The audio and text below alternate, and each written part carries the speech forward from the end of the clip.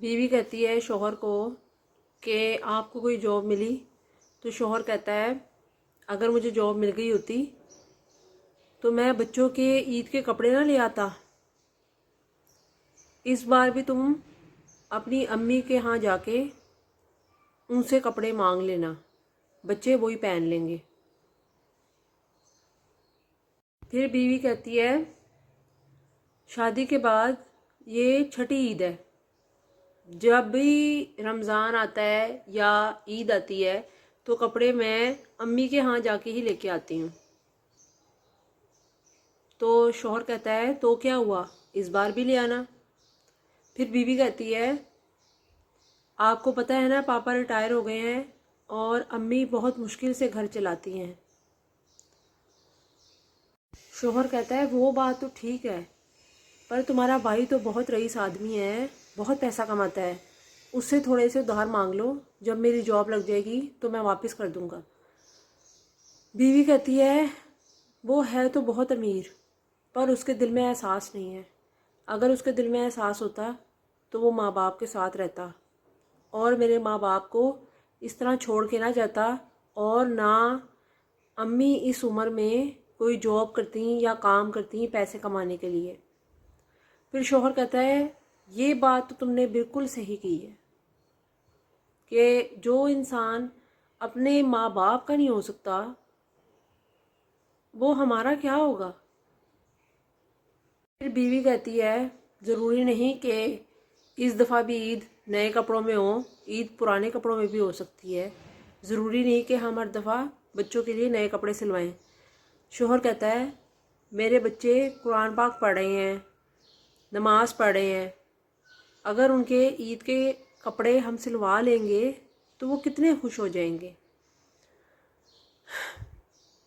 फिर शौहर कहता है ऐसा करो मेरा मोबाइल भेज दो और इसके जो पैसे आएंगे उसके हम बच्चों के कपड़े ख़रीद लेंगे।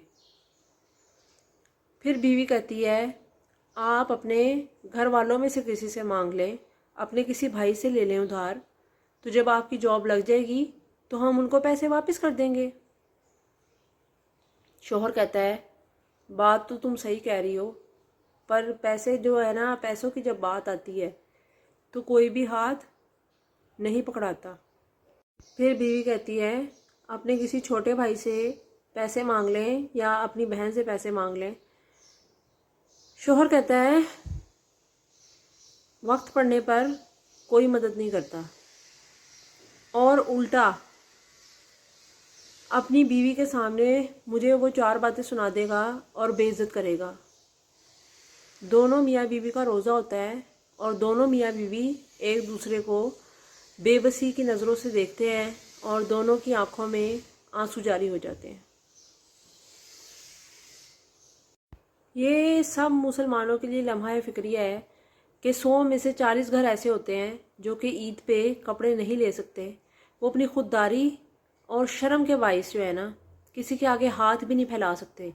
इस दफ़ा ईद पे सिर्फ गरीबों को मत दें, उन लोगों को भी दें जो कि सफ़ेद पोश हैं, जो कि मांग नहीं सकते। उसमें आपके इर्द गिर्द के पड़ोसी रिश्तेदार शामिल हैं जो कि कमज़ोर हैं और ईद के कपड़े नहीं बना सकते। ये इंसान को खुद भी पता लग जाता है। तो ऐसे लोगों की मदद करें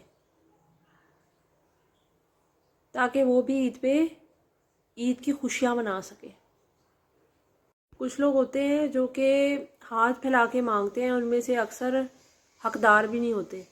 लेकिन जो हमारे आसपास ऐसे रिश्तेदार मौजूद होते हैं जो कि वाकई ही गरीब होते हैं और मुंह से कह नहीं पाते, और उनके पास इतने पैसे भी नहीं होते कि वो अपने बच्चों को कुछ दिला सकें या कुछ जो है ना उन पे पैसे खर्च कर सकें, तो उन लोगों का सहारा बनकर अल्लाह और रसूल को राज़ी करने की कोशिश करें।